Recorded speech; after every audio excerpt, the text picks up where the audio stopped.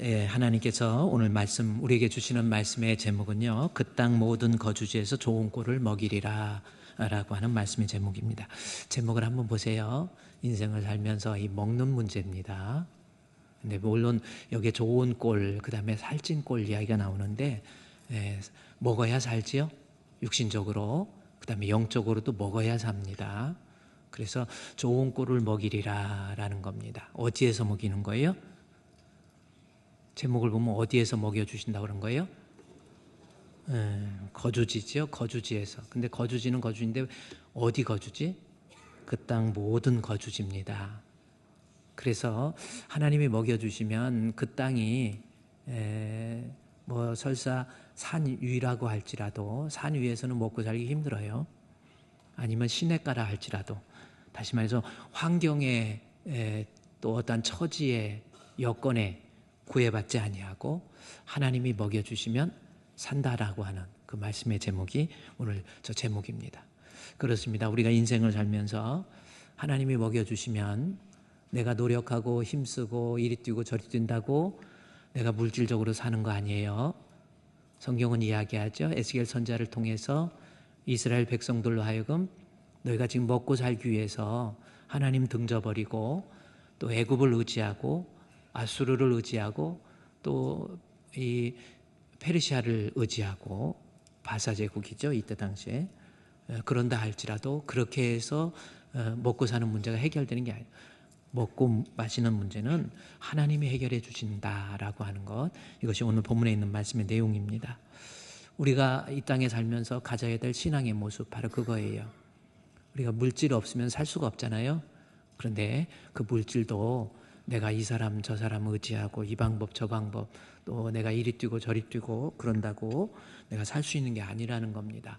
하나님이 복을 주셔야 내가 먹고 산다라고 하는 것, 단순한 내용인 것 같지만 이것이 우리의 삶의 현장 속에서 고백되어져야 될 내용들이에요.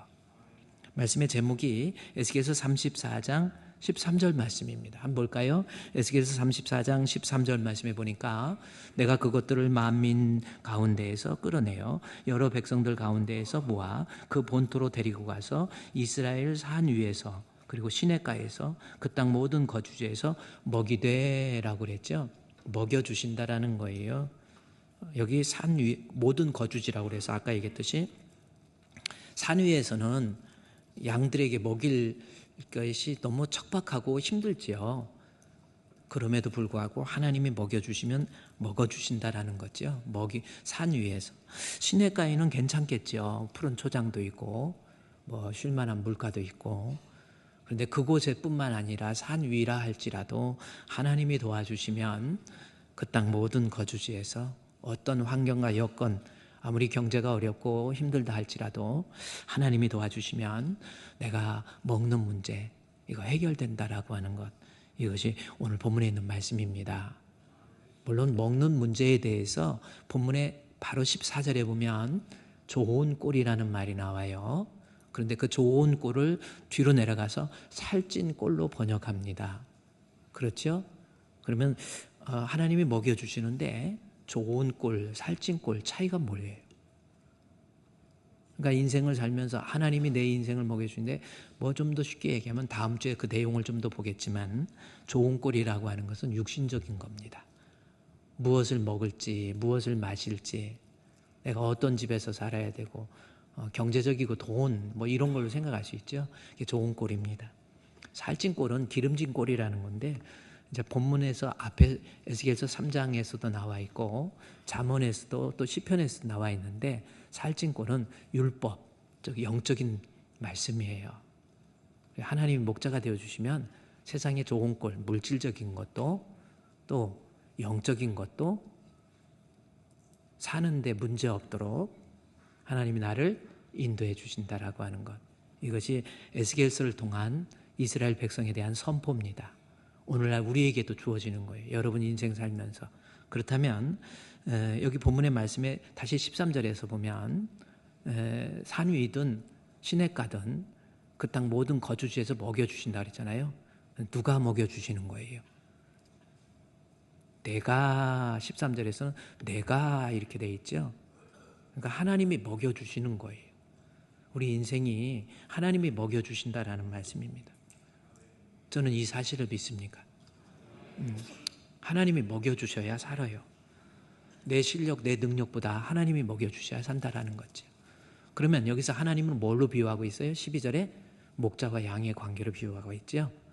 목자와 양의 관계로 비유하면서 내가 하나님을 나의 목자로 우리 예수님을 믿는 믿음 가지고 신앙 안에서 말씀 안에서 살게 될 때 그 사람이 산위든 시냇가든 먹는 문제 해결된다라고 하는 것. 이것이 에스겔서 오늘 본문에 있는 말씀의 내용입니다.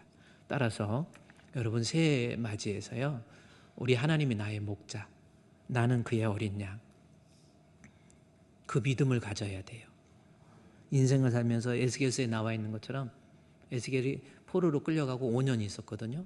그리고 5년 후에 남쪽 유다가 망해요. 그러니까 이때는 약 10년 정도 지나고 난 다음에 남쪽 유다가 멸망하고 있던 그때 기록한 내용이 에스겔서 34장입니다. 그래서 에스겔서 29장 이후에서부터 보면은 멸망하고 난 다음의 내용들을 하나님께서 에스겔을 통해서 기록해 주시는 말씀의 내용이에요.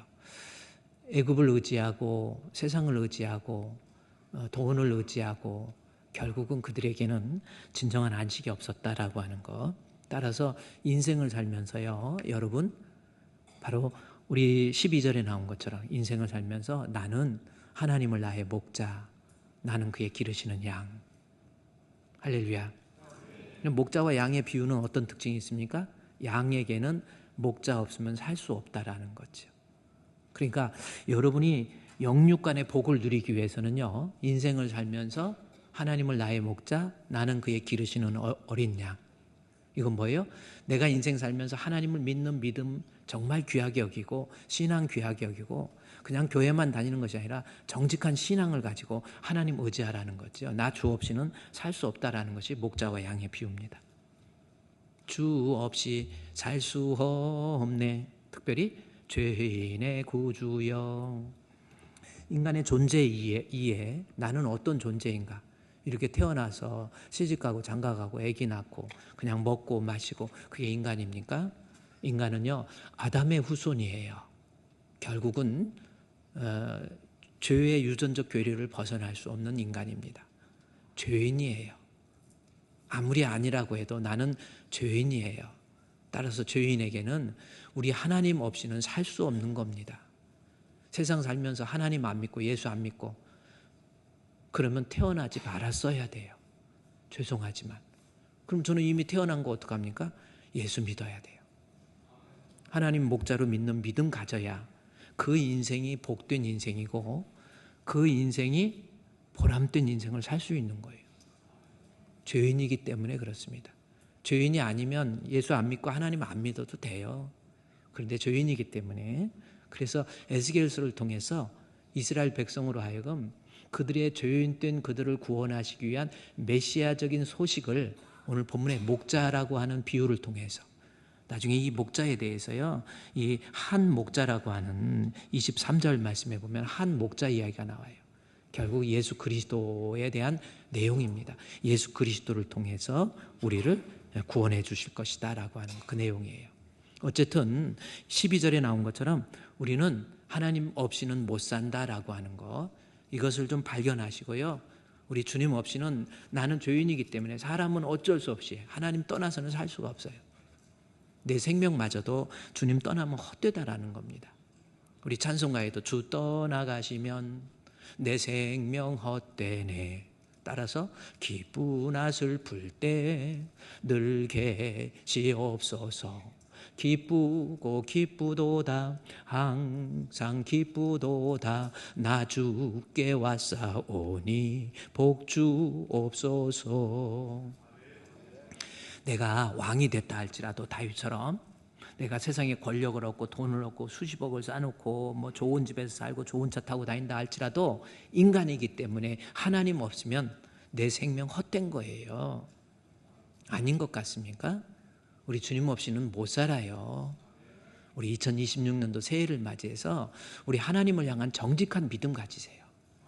그냥 교회만 다니는 거 말고 이제 좀 신자가 좀 되면, 하나님이 나의 목자가 되어주시면 우리가 하나님께서 주시는 은혜의 복이 오늘 본문에 나와 있는 겁니다. 여기 본문 12절 34장 12절 말씀에 보면 하나님이 나의 목자, 즉 우리 하나님 믿는 믿음 확실히 가지면 어떻게 된다고 그랬어요? 그 땅 찾는 것까지 찾아서 흐리고 캄캄한 날 흩어졌으면, 흩어진다라는 것은 여기서 나파스라는 헬라어입니다. 나누어졌어요. 마음이 나누어지는 거예요. 그래서 늘 불안하고 답답하고 원망하고 그런 상황이라 할지라도 우리 주님이 목자가 되어주시면 마음의 생각이 바뀌어요. 원망 대신에 감사의 마음. 믿음이 없으니까 부부가 살면서 원망하고 싸우고 그런 거 아닙니까? 진짜 믿음 들어가 봐요. 하나님이 나의 목자가 되어서 내가 주님 믿는 믿음 가지게 되면 아내를 볼 때마다 고마운 생각이 들어요. 감사의 마음이 들고. 그래서 어떻게 우리 아내한테 남은 여생 잘해줄 수 있을까? 혹시 그런 마음이 안 드는 사람 생각해 보세요. 이게 틀림없는 거라니까. 하나님이 나의 목자가 되어주시면 여러분 항상 감사의 마음, 고마운 마음, 그거예요. 지금 이스라엘 백성들이 살아가면서 자꾸 원망하는 거예요. 하나님이 흩어졌어도 12절에 목자가 양 가운데 있으면 흩어졌다 할지라도 하나님이 건져주시는데, 여기 5절 말씀해 보니까 목자가 없는 거예요. 하나님 안 믿는 거예요. 교회는 다녀도 하나님 안 믿는 거예요. 이스라엘 백성이라고 하지만은 하나님의 약속의 자손이라고 하지만 하나님 안 믿는 사람, 목자가 없는 거거든요. 그러면 그 사람은 흩어지고 흩어졌어도 결국은 건져낼 사람도 없고 결국은 마귀의 밥이 돼버린다라고 하는 거. 그것을 에스겔 선지자를 통해서 이스라엘 백성에게 경고하는 거예요. 여러분, 하나님 없으면 결국 마귀의 밥이 돼버리고요. 여러분, 그렇습니다. 12절 말씀에 흩어졌을 때 뭐 육신적인 것만 흩어지는 거, 이제 정신적인 것만 막 답답하고 불안하고 억울하고 이런 마음, 그게 하나님을 안 믿기 때문에 그렇거든요. 틀림없습니다, 여러분. 진짜 주님 믿는 믿음이 있으면 주 안에서 내가 기뻐하게 돼 있어요. 그러니까 여러분 새해를 통해 점검해 보세요. 여러분 마음속에 늘 답답하고 억울하고 교회 와도 저 사람도 믿고 이 사람도 믿고 막 뭔가가 마음이 조급해지고 너그러워지지를 못한다. 점검하세요. 내가 교회는 다니지만 아직 하나님 안 믿는 거예요. 그뿐입니까? 육신적으로도 마찬가지예요. 내가 연약한 육신, 나약한 육신. 여기저기 오늘도 여러분 저 교회 우리 저 교육관이 없고 난 다음에 이쪽에 모여 있다가 보니까 목양실, 우선 여기 1층에 목양실이 있잖아요. 거기 앞에 우리 성도들 3분 간격으로 줄 서 있어요. 예배는 들어가야 되는데 줄 서 있어요. 진짜 화장실 갈 시간도 없는 거예요. 다 오셔서 사연을 들어보면 여기 아프지 저기 아프지, 그야말로 각색 병든 자들. 따라합시다. 각색 병든 자들. 근데요, 병원에 가서 이런다고 의사가, 한 외과 의사의 고백이 있었잖아요. 내가 예를 들어서 어디 문제가 있어서 수술했다. 그리고 꼬매놨다. 외과 의사가 꼬매놓고 보면 의사는 꼬매만 놨지 나머지 치료는 하나님이 감당해 주시는 거예요. 하나님이 우리 목자가 되어주시면요, 이 방법 저 방법을 통해서 하나님께서 나의 연약한 육신도 치료해 주세요. 쪼개졌다 할지라도 12절에 목자가 양 가운데 있는 날에는 흩어졌으면 하나님이 건져주세요. 그래서 우리 좀 그래요. 이제 성도들이 이렇게 있다가 보면 전화가 오면, 특히 저녁 때쯤에 전화 오면 가슴이 덜커덩해요. 여기저기 아픈 분들이 너무 많으니까. 우리 권사님도 금요일 심야기도 오시려고 그랬는데 이렇게 좀 한쪽에 마비 오는 듯하다. 그래가지고 내일 병원에 가야지 했다가 아니야 가야 돼 해가지고, 그래서 병원에 갔더니 이거 큰일 나. 조금만 늦게 왔어도 이거 뇌출혈 돼버리는 거예요. 그래서 하나님께서 병원 응급실에서 이 방법 저 방법을 해서 치료해 주시고, 그래 우리가 병들었어도 치료해 주세요. 아까 듯이 양이 병들었고 양이 다리가 부러졌다 지가 지 발 고칩니까? 못 고쳐요. 하나님이 고쳐주세요. 16절 한번 볼까요? 에스겔서 34장 16절에 우리 주님 믿는 믿음이 있으면 그가 잃어버린 자를 찾아서, 누가 찾아요? 내가 또 그다음에 내가 상한 자를 내가 싸매주고 병든 자를 내가 강하게 하고. 누가 해주세요? 양이 하는 게, 나는 양이에요. 우리 주님이 내가 싸매어 주시고 내가 치료해 주시고. 할렐루야. 그래서 제가 내가 이거 했더니 어떤 사람이 그 윤복희인가 윤한기 동생이 있잖아. 내가 뭐 그 노래를 좀 하는데, 그 내가는 지내가고 여기 내가는 우리 하나님이. 그래서 우리의 연약한 육신은 하나님이 고쳐주세요. 살아가는 동안에 나 피곤해요, 힘들어요, 막 너무 그러지 마시고요. 하나님, 우리 주님이 나를 치료해 주시고 살려주셔서 못 고칠 질병이 아주 없네. 영광의 그날이 이르도록 언제나 주만 바라봅니다. 그래갖고 막 힘들어 약해 해가지고 자꾸 앉으려고 그러고 누우려고 그러면요, 나중에 자꾸 누우니까 이제 하고 앉아 누워 있으니까 이불이 덥죠. 이불 덥다가 나중에 흙 덮으면 죽는 거예요, 그게. 이러지 마시고요. 하나님, 우리 주님은 나의 목자, 나의 연약한 육신도 치료해 주시고. 할렐루야. 그래서 새해부터는요 좀 건강하세요. 하나님이 주신 은혜로, 하나님, 저도 병들어서 죽어가지고 아무 힘이 없을 때도 하나님, 뛰어도 달려도 하루 종일 활동해도 피곤하지 않는 육체를 만들어 주시옵소서. 하나님께서 이 방법 저 방법, 이 사람 저 사람을 통해서 어쨌든 살려주셔서 다윗이 고백한 것처럼 내가 죽지 않고 살아서 주의 영광을 선포하며. 저는 설교할 때마다 그 생각이 들어요. 죽지 않고 살아가지고 2003년도니까 벌써 20년이 넘었잖아요. 죽지 않고 살아서 20년 하나님이 치료해 주시는 병은 부작용이 없어갖고 20년, 저는요 어떤 생각이냐면 나 60 넘을 수 있을까, 솔직히 말해서 그 생각만 해요. 어렸을 때부터 몸 약하기로 유명했어요. 제가 별명이, 어렸을 때 학교 다닐 때 별명이 국제갈비, 인터내셔널 립 해가지고 국제갈비라고. 근데 그래 지금 고등학교 몸무게가 지금 몸무게 똑같아요. 그래서 빼 말라가지고 이렇게 하고, 빼 말라가 인물만 잘생겼지 몸은 진짜 약했어. 또 그거 듣고 또 진짜 또 가가지고 아유 목사님은 자기 잘생겼대. 아이 그러지만 여러분, 이렇게 보면은 눈동자를 보면 조금 설교가 길어지려면 눈동자가 해벨해지잖아요. 좀 집중하라는 뜻 아닙니까? 하나님이 치료해서. 그래도 이렇게 우리 새해 여러분, 우리 연약한 우리 성도들 마음 아파요. C.S. 루이스가 쓴 책에 상처 입은 치유자 보세요. wounded healer, wound, 상처 입은 치유자. 상처 입은 사람이, 아파 본 사람이 아픈 사람을 이해를 해. 얼마나 힘든가. 피곤이 무섭다는 것이 뭔지 당해본 사람이야. 우리 사랑하는 성도들 이렇게 얼굴만 한번 보고 눈빛만 봐도, 스치기만 해도 저분이 어디 아프구나라는 게 느껴지면요, 그렇게 마음이 아파. 그러니까 목사님 마음 안 아프게 하기 위해서라도 새해에는 하나님이 나의 목자가 되어주셔서, 다시 본문의 말씀에 16절에 나온 것처럼 잃어버린 자를 찾아서, 내가 찾아서, 우리 주님이 찾아서 쫓기는 자를 내가 돌아오게 하고, 상한 자를 내가 싸매어주고, 병든 자를 내가 강하게 하시고. 할렐루야. 우리 주님의 목자가, 그러니까 우리 주님에 대한 확고한 믿음 가져서, 또 영적으로도 쪼개져 가지고 12절 말씀에 영적으로 쪼개지면 뭐예요? 말씀 들어도 은혜가 안 돼. 이거 심각한 거예요. 영적으로 병든 거예요. 그러면 하나님 믿는 믿음이 없는 사람은요, 영적으로도 말씀도 은혜도 안 되고 자꾸 딴 생각되고, 설교할 때 보면 눈동자가 자꾸 시선을 뭐라 그럴까요? 눈동자 보면 하잖아요. 그래서 사람은요 눈이 말하는 거거든요. 그래서 눈으로 말해요. 살짝국 말해요. 남들이 알지 못하도록 눈으로 말해요. 이 눈이라는 게 정말 중요한 거야. 눈에 보면 표정 읽혀지지 않습니까? 여러분 그렇지 않아요? 표정 읽혀지잖아요.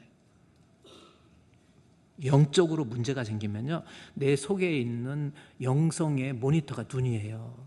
눈을 보면 알아요. 자, 지금 한번 눈 한번 봅시다. 벌써 믿음이 쪼개지고 나누어지고, 뭔가 말씀을 들어도 은혜, 영택이, 권태기가 아니고, 부부가 살다가 권태기 잘 넘겨야 살아요. 그 다음에 나이가 들면 갱년기가 있어. 갱년기 잘 넘겨야 돼요. 신앙적으로 영태기가 있습니다. 이건 내가 지은 말이야. 국어사전에도 안 나와. 채포새 물어봐도 몰라. 영태기. 괜히 목사님이 싫어지고, 교회 가기 싫고 말씀도 은혜도 안 되고 기도하자고 그러면 기도 한마디도 안 나오고 그게 지금 영택이야. 그럴 때 우리 하나님 믿는 믿음을 회복하면 하나님이 찾아와 주셔서 내 믿음에 뜨거움을 주세요. 말씀을 들을 때도 은혜가 돼요. 할렐루야. 목자가, 즉 하나님 믿는 12절 말씀에 목자가 양 가운데 있으면 하나님께서 나의 정신적인 것, 육신적인 것, 영적으로 쪼개진 것, 나누어진 것, 불안하고 답답하고, 말씀을 들어도 시험만 들어. 어떤 사람은 말씀 듣고 막 나들으라고 했다고 목사님이 그랬대.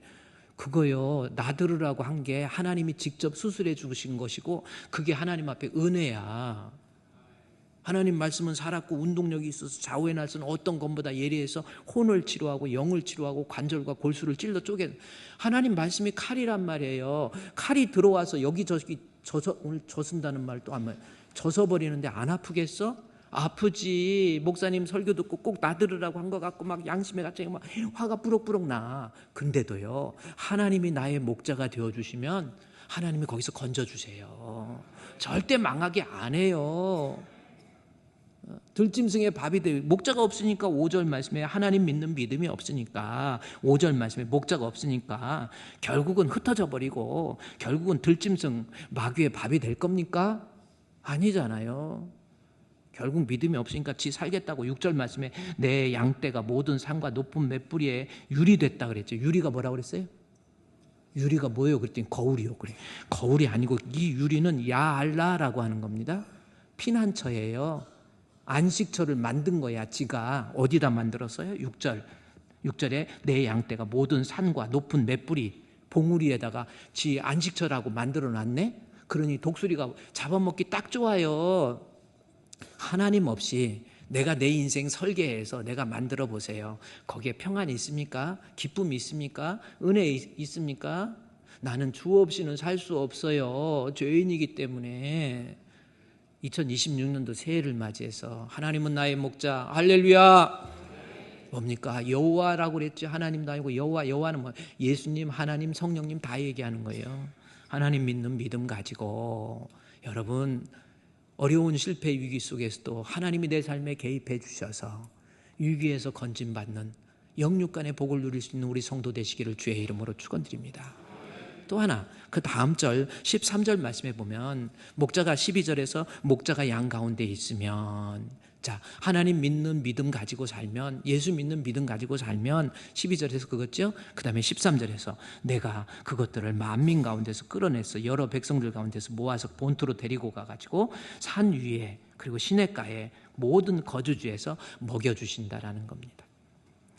지금 이제 이스라엘 백성들도 막상 세상을 살아가면서 기원전 605년 다음에 597년이잖아요. 597년도에 에스겔이 포로로 끌려가서 5년 지난 다음에 그 다음에 597년도에 이스라엘 590 기원전 597년도에 남쪽 유다가 멸망하고 난 다음에 되어질 일들이에요. 그게 뭡니까? 12절 말씀해 보면 그들은 먹고 사는 문제가 심각해진 거예요. 아니 바벨론의 포로로 가가지고 먹고 사는 문제가 제대로 해결되겠습니까? 일제 포로가 됐을 때 일제 식민지 됐어요. 우리나라 먹을 거 없어가지고요.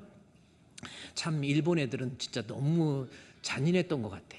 우리 한반도에 있는 인구가 절대적으로 먹어야 될 식량 그런 거 생각 안 하고 모든 식량을 수탈해가지고 군산항으로 가가지고요. 지금도 군산에 가보세요. 일제의 흔적이 많이 남아있어요. 군산항에 가가지고 조선에 있는 쌀들을 다 싣고 간 거예요. 싣고 뿡 하고 일본의 시모노세키 그 새끼한테 가가지고 거기에서 그 항구에서 이걸 다 내리다 보니까 일본의 쌀 공황이 일어난 거예요.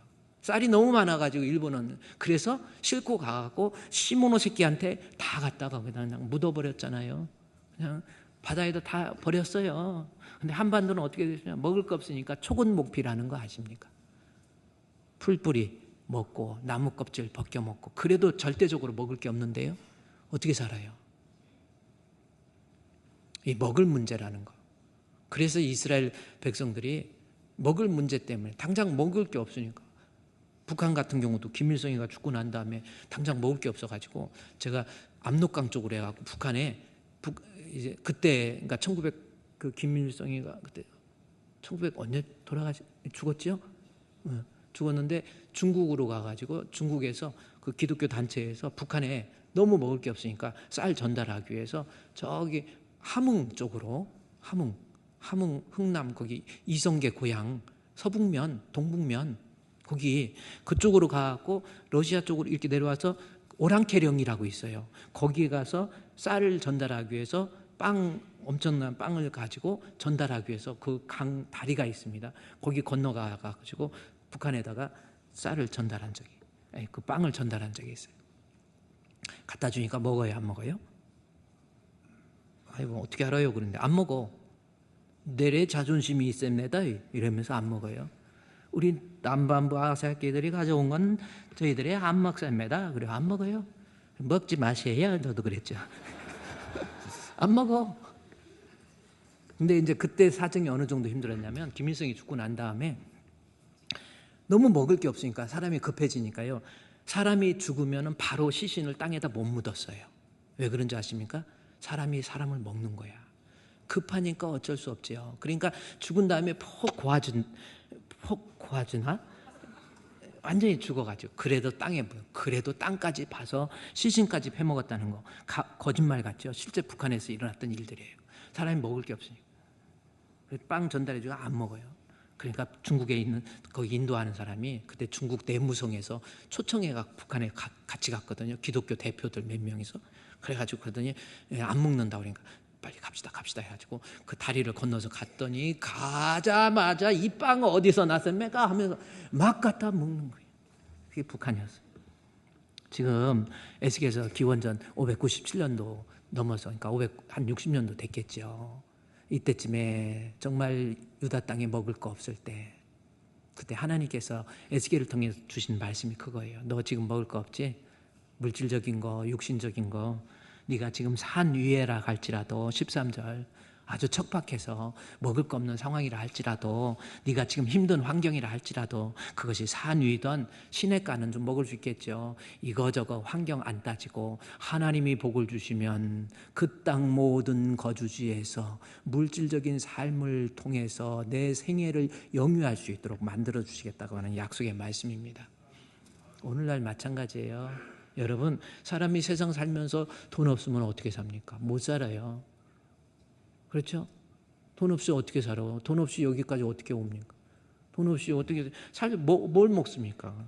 돈이라고 하는 거 가장 쉽게 여기서 좋은 꼴은 인생을 살면서 하나님 믿는 믿음 가진 사람에게 물질 그 쉽게 얘기해서 돈 하나님이 공급해 주시겠다라고 하는 약속의 말씀이고 그 약속의 말씀처럼 여러분도 하나님 철저히 의지하는 가운데 하나님이 주시는 물질적인 복을 누릴 수 있는 우리 성도 되시기를 주의 이름으로 축원드립니다. 돈이라고 하는 것이 참 희한한 거죠. 시편 23편 1절 2절 말씀에서도 그러잖아요. 다윗이 쓴 시거든요. 다윗은 왕입니다. 왕이면 뭐 돈이 부족할 게 있겠어요? 먹을 게 부족할 게 있겠어요? 뭐 하여튼 그래요. 그런데 인생 다 살아보고 보니까 하나님이 나의 목자가 되었을 때에 내가 먹는 문제, 그가 나를 푸른 풀밭에 누이시며 쉴 만한 물가로 인도해 주신다. 이거예요. 먹을 문제, 푸른 풀밭, 쉴 만한 물가로 인도해 주시는 거예요. 그럼 한번 생각해 보세요. 양과 목자의 비유잖아요. 우리 인생은요. 죄인된 우리 인생들은 목자 없으면 살 수 없다. 하나님 없이는 살 수 없다고 그렇게 말씀해서 얘기하고 있는데 그런 것처럼 보세요. 우리는 양이잖아요. 양의 입장에서 어디 가야 푸른 초장이 있고 어디 가야 쉴 만한 물가가 있는 거 모릅니다. 양이 그렇게 머리가 좋아요? 여기에서 저 능선을 넘어서 이쪽으로 갔다가 저쪽으로 가면 거기 푸른 초장이 있어. 양이 압니까? 쉴 만한 물이 있는 거 압니까? 몰라요. 저 말씀을 통해서 인생을 살면서 필요한 물질적인 거 목자 되신 우리 주님이 도와주셔야 나를 물질적으로 먹고 입고 쓰고도 남음이 풍성할 수 있도록 만들어 주신다라는 말씀이에요. 그렇잖아요. 예수 믿으세요. 이제 하나님 믿는 믿음 회복하세요. 주는 나를 기르시는 목자요 나는 주님의 귀한 어린 양. 그럴 때 푸른 풀과 맑은 시내 물가로 나를 늘 인도하여 주신다. 할렐루야.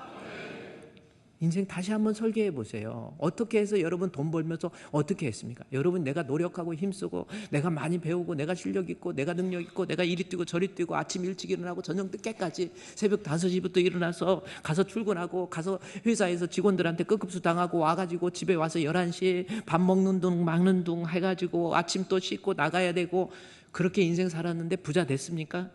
아니라는 거예요. 인생이 뭔지 자기의 실존을 이해하라는 겁니다. 그렇잖아요. 내 실존이 어떤 실존인지 하게 하나님 앞에서의 어떤 실존적 이해, 하이데커나 이런 사람들의 실존 이해를 보세요. 나는 어떤 존재인지. 동물 아니에요? 동물이 개나 돼지입니까? 아니잖아요. 나는 하나님 앞에서의 내 존재, 주어 없이는, 목자 없이는, 하나님 믿는 믿음 없이는 살 수 없는 존재이고, 먹을 문제도 하나님 목자가 나를 푸른 풀과 쉴 만한 물가로 인도해 주실 때 내가 살 수 있다라는 거예요. 내 실력? 아닙니다. 요한복음 21장 말씀에 보면요, 베드로의 이야기가 나와요. 베드로가요, 예수님께서 부활하시고 요한복음 21장 1절에서 11절까지 말씀의 내용을 보면 어떤 내용이냐면 20장에서 예수님 부활하셨어. 그래서 예수님께서 제자들에게 보여주셨어. 근데 도마는 봐도 여기 요한복음 20장 앞에서 보면 도마가 예수님의 부활하신 모습을 봤어요. 보고도 자, 마음은 기쁜데 안 믿어. 여기 보세요. 예수님 20장 이건 제자들의 특징이 보세요. 내 옆구리, 손에 옆구리 창 자국 이거 보여줬어요. 제자들한테 내가 부활했다 보여주니까 기뻐해. 그냥 그래 부활하셨네 기뻐해. 근데 저들이 예수를 부활하신 예수님, 예수를 메시아로 안 믿어요. 지금 제자들의 모습이 그거거든요. 기적적인 거, 이적적인 거, 죽었다가 살아난 거 보여주면 어떤 사람은 그래요. 목사님 기도원에 가갖고 기도했는데 내가 병든 몸이 치료됐어요. 나 이때부터 믿음이 뜨거워요. 뭐 기적이나 이적이나 능력이나 그런 거 너무 좋아하지 마세요. 그거는 내가 하나님이 인정하는 정직한 믿음을 위한 하나의 서브는 될 수 있어도 그것이 내 믿음의 근거가 되면 그 사람의 믿음은 흔들려 버려요. 그래서 기적이나 이적 보고 예수 믿는 사람은 기적이나 이적은 휘발성이 강하기 때문에 그때뿐이에요. 막 뜨거운 것 같아가지고 막 주야 해갖고 했는데 어느 날 믿음이 사라져버려요. 그 이유는 뭔지 아세요? 그 다음 주 봤으니까 요한복음 20장에 믿음이라는 것은 기적과 이적을 통해서 얻어지는 것이 아니고 다시 띄워주시면요. 결국은 예수님 24시면 성령 24셨다라고 하는 것은 창세기에 나와 있는 하나님의 인간 창조의 모습이에요. 그 코에 생기를 불어넣는 것처럼 성령으로 재창조될 때 아무리 기적과 이적이 없다 할지라도 성령으로 재창조될 때 그 사람이 예수를 믿을 수 있다라고 하는 겁니다. 아멘. 그리고 여러분 믿음, 근데 성령이 그냥이 아니라 그 다음에 나중에 요한복음 20장 제일 끝절, 한번 여러분 끝절이 제가 정확히 묻는데 끝절이 뭔지 아세요? 이것을 성령, 그러니까 하나님 말씀이 기록된 말씀을 통해서 예수를 믿고 영생을 얻는 거거든요. 그러니까 진짜 믿음은 하나님 앞에 말씀을 통해서, 그래서 교회가 교회다우려면 말씀이 있어야 되는 거예요. 하나님 말씀을 통해서 성령의 조명 속에서 예수 믿는 믿음이 생기는 것, 그것이 믿음입니다. 그것을 여러분 우리 주분교회 성도들 기왕 신앙생활하는 거 우리 건강하게 진짜 하나님 가짜로 믿는 거 말고 중요한 거는요, 말씀 통해서 주의 말씀 받고 깨닫고 은혜 받고 거기에 성령의 조명이 있으면 주의 신비한 능력으로 오직 성령이 너에게 임하시면 너희가 권능이 뭡니까? 듀나미스라는 거예요. 신기한 능력이라 하나님의 능력으로 나 같은 것도 믿음이 생긴다 이 뜻이에요. 말씀 통해서 성령의 조명으로 믿음이 생기는 겁니다. 따라합시다. 말씀 통해서 성령의 조명으로 믿음이 생긴다라는 겁니다. 이거예요, 여러분. 이게 지금 계속 이사야서 61장, 62장에 가보세요. 결국 회복이거든요. 회복이 단어예요. 회복이 뭡니까? 회복된다 그러면 뭐예요? 원형이 있다는 뜻이잖아. 그냥 회복만 주구장창 볼 게 아니라 회복 뒤에 숨겨진 말이 뭐예요? 원형이 있다라는 거예요. 나의 원형이 뭡니까? 나의 원형은 지금은 죄로 물들어 버렸어. 죄로 인해서 망할 수밖에 없는 존재. 나의 원형은 뭡니까? 죄가 들어오기 이전에 하나님께서 자기의 형상을 따라서 내가 만들어진 거거든요. 회복은 뭡니까? 말씀을 통해서 내가 재창조되는 거고요. 그 다음에 이사야서 62장에서 뭐라고 하죠? 그 다음에 성령을 통해서, 그래서 성령을 통해서 천국까지, 그러니까 그 과정 속에 개입하시는 분이 성령이에요. 그러니까 회복은 말씀, 그 다음에 성령, 이 두 가지. 요한복음 21장에서도 그게 연결되는 거예요. 어쨌든 요한복음 20장에서 베드로가 믿음이 없었다가 요한복음 21장에 가보세요. 거기 보세요. 아주 중요한 내용이잖아요. 가서 예수님의 부활을 목격했는데도 아직 성령 못 받았어. 그러니까 아예 고기나 잡으러 가자. 고기 잡으러 가지요. 뭐 거기 가서 뭐 베드로는 할 수 있는 게 뭐가 있겠습니까? 뭐 내가 다른 건 몰라도 나는 고기 잡는 데에서는 베드로를 따라올 자가 없을 것 같아. 베드로보다 고기 잘 잡을 수 있다는 사람 한번 손 한번 들어볼까요? 이 배집사가 보통 고기를 잘 잡는 게 아니에요. 그러니까 이제는 내가 예수님도 아유 아닌 게벼 해가지고 이제는 아유 돈이나 벌어러 가서 내가 살아야지, 물질적으로 그냥 먹고는 살아야 될 거 아니에요. 그래서 디베라 바다, 이 디베라 이 바다, 디베라 호수, 이게 로마식으로 갈릴리를 디베라라고 해. 같은 갈릴리 호수가 똑같은 거예요. 디베라는 뭡니까? 다베라는 뭐 이건 로마식 발음이야. 뭐 어쨌든 그래. 난 고기 잡으러 가겠다. 그랬더니 옆에 있는 친구들도 그래, 도마도 나도 같이 가 형. 그래가지고 같이 따라가는 거예요. 그래서 내가 다른 건 몰라도 너희들 먹고 사는 건 내가 해결할 수 있어. 내가 고기는 기가 막히게 잡거든. 그래서 가서 고기를 잡습니다. 가지고 고기 잡는데 어떻게 잡았어요? 밤새도록 낮새도록.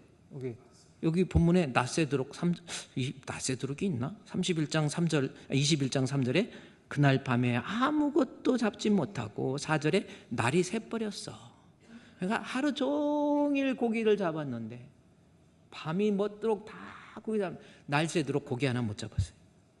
그래, 이 말 통해서 물론 이걸 구속사적 관점에서 해석하자는 게 아니라 물질적으로 지가 이리 뛰고 저리 뛰고 내 실력 있어, 나 이거 하면 먹고 살 수 있어, 나는 이 정도 능력이 있어, 나는 다른 사람이 못하는 게 이게 있어, 그리고 내가 아침 일찍 일어나서 저녁 늦게까지 밤새도록 나 일했는데 내가 이 정도면 나 먹고 살 수 있어 라고 하는 겁니다. 그런데 밤새도록 갔지만 고기 못 잡았어요. 그 다음에 예수님께서 거기 그 다음에 그랬죠. 5절에 애들아 그랬죠. 너희 고기 잡았느냐? 없다고 그러니까 오른편에 던져라. 그래 하면 잡으리라. 보세요.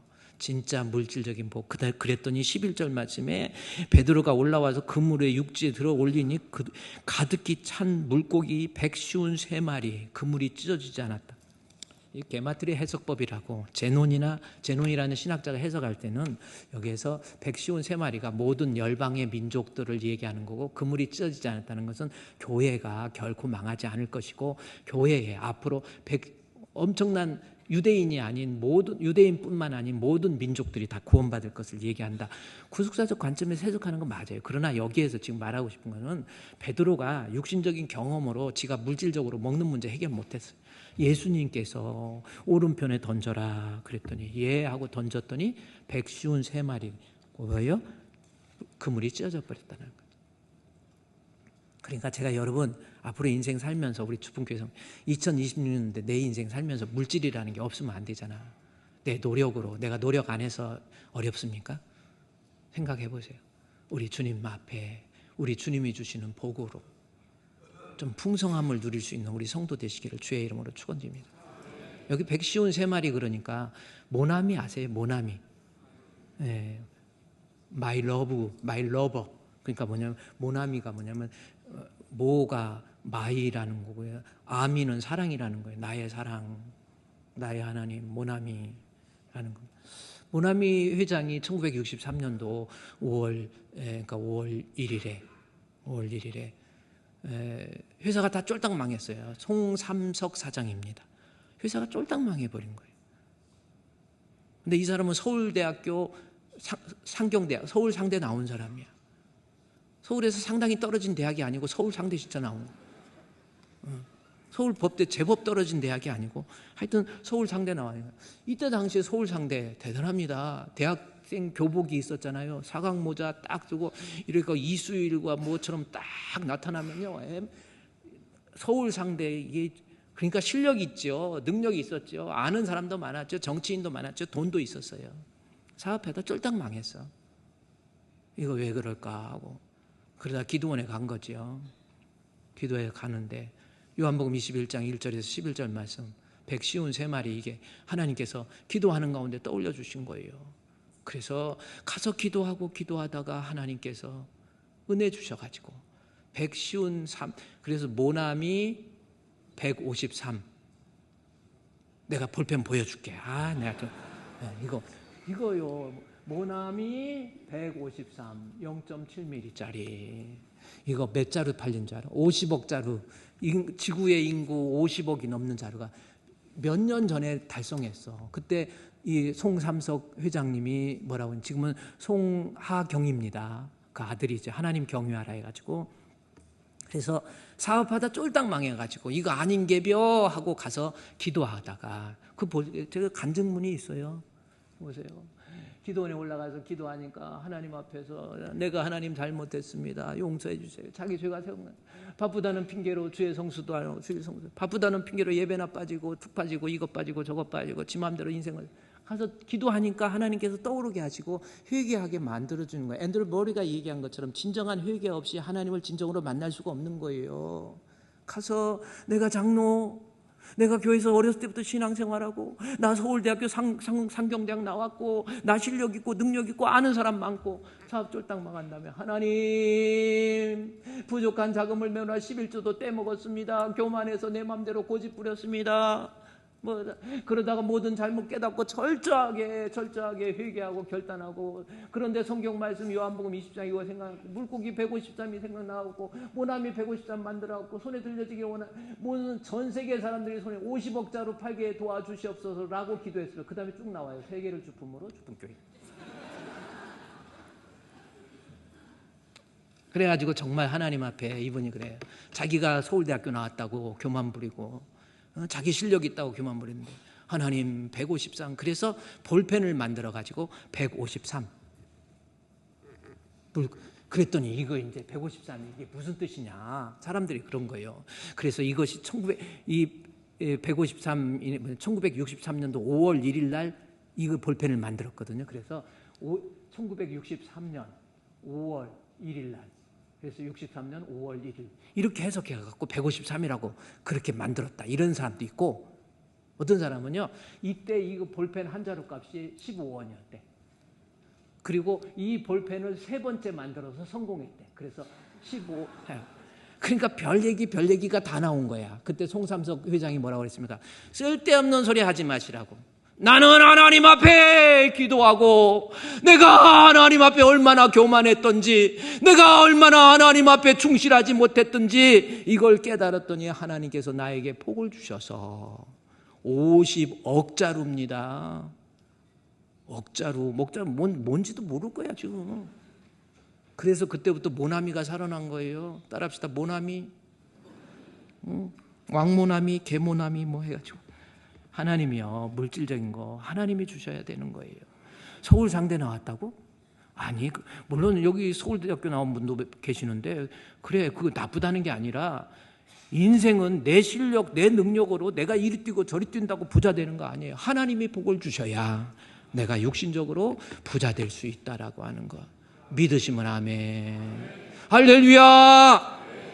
그래서 오늘 본문에 있는 말씀해 보세요. 다시 에스겔서 34장의 말씀해 보면 우리 하나님 믿는 믿음 12절 13절 14절 한 절짜리 우리 주님을 믿는 믿음 가지고 목자가 양 가운데 있으면 우린 말로 가운데로 돼 있잖아요. 내 심령 속에 예수 믿는 믿음 확고하게 있으면 하나님 믿는 믿음 확실하게 있으면 나 흩어졌잖아요.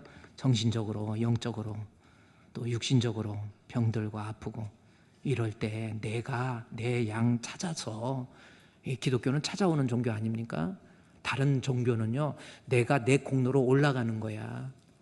중들도 불교도 보세요. 우리 기독교하고 불교 다른 종교는 전부 지기 노력해가지고 공로를 쌓아가지고 막 힘을 쌓아서 내가 막 돌을 닦아서 마하살라라살바 해가지고 지가 극락에 간대. 아니에요. 인간은 죄로 오염된 본성이 있기 때문에 안 돼. 성철 스님이 그랬잖아. 아무리 내가 돌을 닦아도 죽을 때 이거 아닌 개벼 해가지고 내 주변에다가 장벽을 좀 쌓아놔라. 아무도 못 오게 하라. 나 극락에 가야 되겠다 해가지고 누워서 자는 것도 죄스러워가지고 앉아서 이렇게 해가지고 며칠 있었지만 몇 달을 있었지만 이게 아닌 개벼 해갖고 자기 딸 성필이한테 성필인가? 필이라고 있어요. 필이한테 딸한테인가 편지 썼어. 아니 중이 뭔 딸이 있어요? 중되기 전에 딸이 있었어. 그래가지고 그런 거 저런 거 자세히 따지지도 마로 그냥 그런가 보다 해. 그거 꼭 따지고 분석해가지고 그러지 말고 그 체포세사 또 물어봐고 그러지 말고 그냥 하나님 앞에서 지가 아유 그래서 야 불교에는 구원이 없어. 아무리 내가 노력해도 안 되는가 봐. 그래갖고 딸 필이야. 불교에는 구원이 없다. 그게 책으로 나왔잖아. 근데 기독교는 내가 노력하는 게 아니라 하늘에서 내려오는 거예요. 위에서 내려오는 거예요. 우리 주님 진짜 그래서 주님이 주시는 모든 복을 평안으로 얘기해요. 평화로다 하늘 위에서 내려오네. 할렐루야. 내가 주님만 믿는 믿음만 확실하면 하나님이 나를 친히 찾아와 주셔서 12절에 그랬죠. 찾아와 주셔서 찾고 찾아서 우리 예수 믿는 믿음이 있으면 하나님이 날 찾으신다니까. 그 찾아서 끝나는 게 아니라 16절 말씀에 보니까 싸매어 주고 강하게 해주시고 이해해 주시고 그 다음에 13절 말씀에 하나님이 나의 목자 진짜 주님 믿는 믿음이 있으면 이 세상에서 먹을 것 우리 주님이 해결해 주십니다. 주님 의지하심으로 우리 새해에는요 하나님이 주신 물질적인 복도 회복의 역사 어떠한 누림의 역사 충만하게 임하시기를 주의 이름으로 축원드립니다.